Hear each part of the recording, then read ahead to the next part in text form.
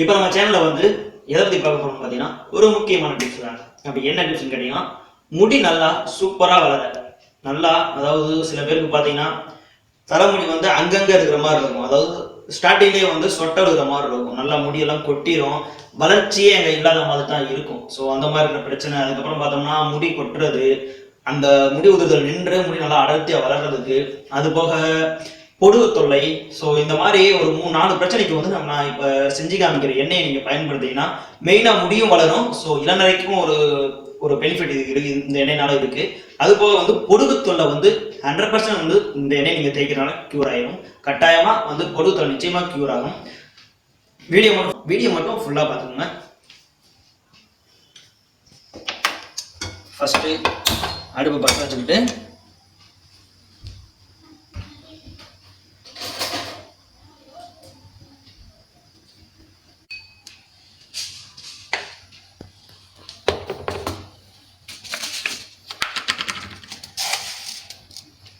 இப்போ வந்து பார்த்தீங்கன்னா ஒரு 3 ஸ்பூன் அளவு. அடுப்பை வந்து ஜாஸ்தியாக வைக்காதீங்க, குறைச்சே வச்சுக்கோங்க.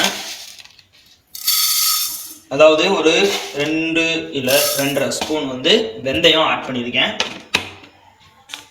அதுக்கப்புறம் வந்து கருஞ்சீரகம், நாட்டு மருந்து கடையில் கேட்டிங்கன்னா கருஞ்சீரகம் கட்டாயம் கிடைக்கும். ஸோ அது 1 2 3 ஸ்பூனு ஆட் பண்ணியிருக்கேன். 3 4 ஸ்பூனு ஆட் பண்ணியிருக்கேன் கருஞ்சீரகம். அதாவது வெந்தயம் வந்து ஒரு 3 ஸ்பூனு, கருஞ்சீரகம் வந்து 4 ஸ்பூன்.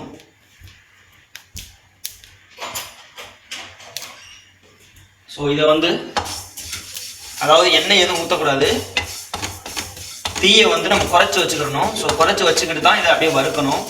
இது 2 மட்டும் இல்லை, இது கொஞ்சம் இதானதுக்கப்புறம் இன்னொரு பொருள் வந்து இதில் ஆட் பண்ணணும். அதாவது இப்போ இதை நம்ம வந்து யூஸ் பண்ணுறதுனால முடி நல்லா வளர்றது. ஸோ இளநரைக்கு இன்னொரு பொருள் நம்ம ஆட் பண்ணணும். அது வந்து மெயினாக வந்து பொடுகு தொல்லையில் கஷ்டப்படுவாங்க. ஸோ டேண்ட்ரஃப், அதுக்கு ஒரு சூப்பரான தீர்வு தான். ஸோ இப்போ ஓரளவுக்கு இதாகிடுச்சு. அதாவது வீடியோ நான் பாஸும் பண்ணல, கிட்டத்தட்ட ஒரு நிமிஷம் நெருக்கி இது பண்ணியிருப்போம். ஸோ அதுக்கப்புறம் வேப்பலை, சும்மா ஒரு கைப்பிடி அளவு வேப்பலை போட்டிருக்கேன். நல்லா முத்து நிறையா இருக்கணும்.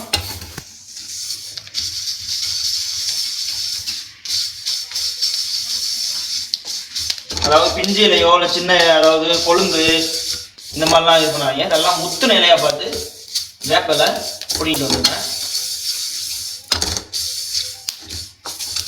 வீடியோவை தயவுசெய்து ஃபுல்லாக பார்த்துக்கோங்க.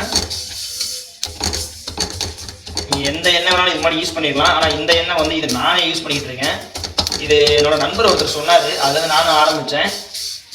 என்னோட நீங்கள் வீடியோவில் நிறைய பார்த்துருப்பீங்க, முடி எப்படி உங்களுக்கு நல்லா தெரியும். இது ஆண்கள் பெண்கள் வந்து எல்லா பேருமே இந்த எண்ணெயை வந்து நீங்கள் தாராளமாக யூஸ் பண்ணலாம்.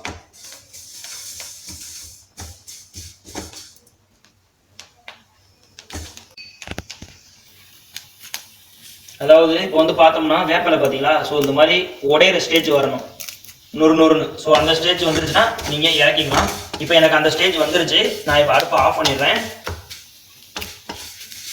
இப்போ அடுப்பை ஆஃப் பண்ணியாச்சு. ஸோ இப்போ வந்து இதை ஒரு மிக்ஸி ஜாரில் மாற்றிக்கலாம். அதாவது பார்த்தீங்களா வேப்பலை வந்து நல்லா நொறுன்னு இருக்கணும். ஸோ அந்த ரேஞ்ச் வர வரைக்கும் இப்போ பார்த்தீங்களா நல்லா நொறுன்னு இருக்கணும். உடையிற மாதிரி ஸ்டேஜில் இது பண்ணிடுங்க.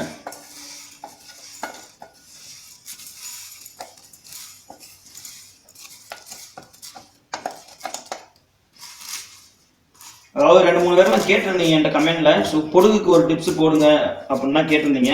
ஸோ பொடுகு தொல்லை இருக்கிறவங்க இந்த வீடியோ ஃபுல்லாக பாருங்கள்.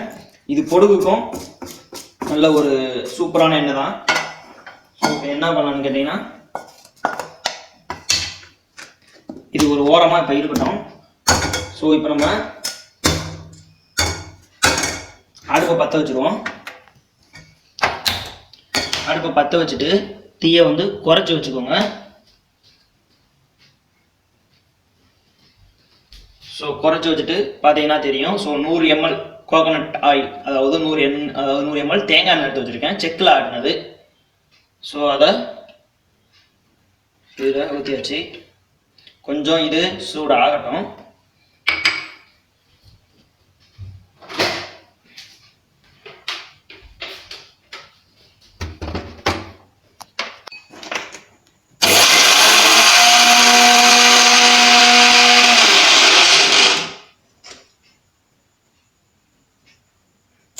அதாவது புகையாக வருது லைட்டாக. ஆனால் நம்ம கொஞ்சம் ஆற வச்சு தான் இதை அரைக்கணும். ஸோ நான் ஒரு 5 நிமிஷம் தான் ஆற வச்சேன் ஃபேனில். ஸோ நீங்கள் கொஞ்சம் எக்ஸ்ட்ராவே ஆற வச்சுக்கோங்க. இன்னும் கொஞ்சம் லைட்டாக சுத்த விட்டு.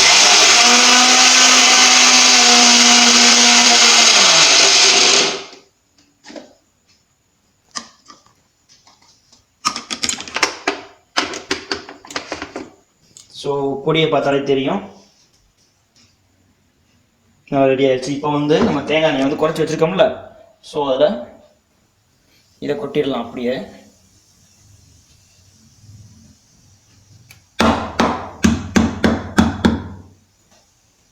கொட்டிட்டு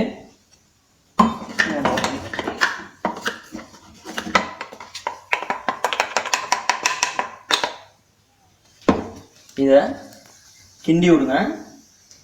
இது எப்படி நான் பக்குவமாக பண்ணணும் இந்த எண்ணெய் வந்து. ஸோ எண்ணெயை வந்து தயவு செய்து கொதிக்க விட்டுறவே கூடாது. நான் அதுக்கு தான் தீயை வந்து இது பண்ணி வச்சுருக்கேன். நம்ம பொடி போடுறோம் பார்த்தீங்களா, ஸோ போட்டுட்டு கரெக்டாக ஒரு 2 நிமிஷம் இல்லை 1 நிமிஷம் தான் அடுப்புலேயே வச்சுருக்கணும். ரொம்ப நம்ம கொதிக்கவே விடக்கூடாது.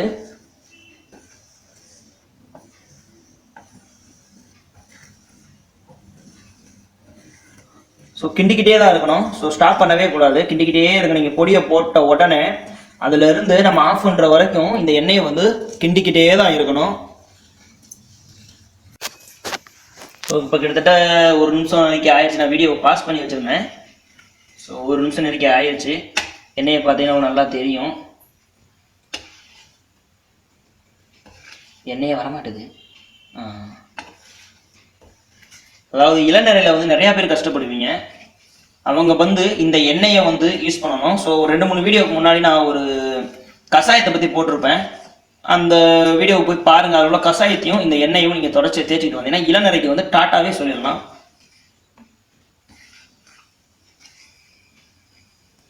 ஸோ இப்போ வந்து ஒரு 2 நிமிஷம் இருக்கும். நம்ம அந்த பொடியை போட்டதும் கிண்டிக்கிட்டே தான் இருக்கும். ஸோ வந்து இதை அப்படியே அடுப்பை ஆஃப் பண்ணிடலாம். ஸோ இப்போ ஆஃப் பண்ணியாச்சு அடுப்பை. ஒரு 5 நிமிஷம் நெருக்கி இதை வந்து நல்லா நான் காய வச்சிடலாம். அப்படி இல்லைன்னா நீங்கள் வந்து அவசரம் இல்லைன்னா ஒன்றும் பிரச்சனை இல்லை, அப்படியே வந்து நல்லா அடுப்பு இப்படியே இருக்கட்டும். ஒரு 1/2 அன் ஹவர் கழித்து இதை வடிகட்டலாம் வேணாங்க. இந்த எண்ணெய் மெயினாக வடிகட்டவே கூடாது. வடிகட்டாமல் அப்படியே ஒரு பாட்டிலில் வந்து நீங்கள் இதை வந்து வச்சுக்கலாம்.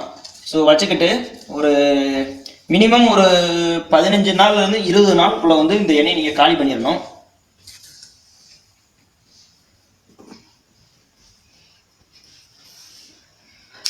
ஓகே ஃப்ரெண்ட்ஸ், வீடியோ எப்படி இருந்துச்சு? நல்லா இருந்துச்சா? நல்லா இருக்குன்னு நினைக்கிறேன். அதாவது இந்த எண்ணெய் செஞ்சோம் பார்த்தீங்களா, ஸோ இந்த எண்ணெயை வந்து குறைஞ்சது 15 நாள் 20 நாள் தான் நீங்கள் வீட்டிலேயே வச்சிருக்கணும். ஸோ வேப்பில் ஆட் பண்ணியிருக்கோம் பார்த்தீங்களா, அதனால ஒரு 20 நாள் மட்டும்தான். ஸோ அதுக்குள்ளே நீங்கள் யூஸ் பண்ணி இதை காலி பண்ணிடணும்.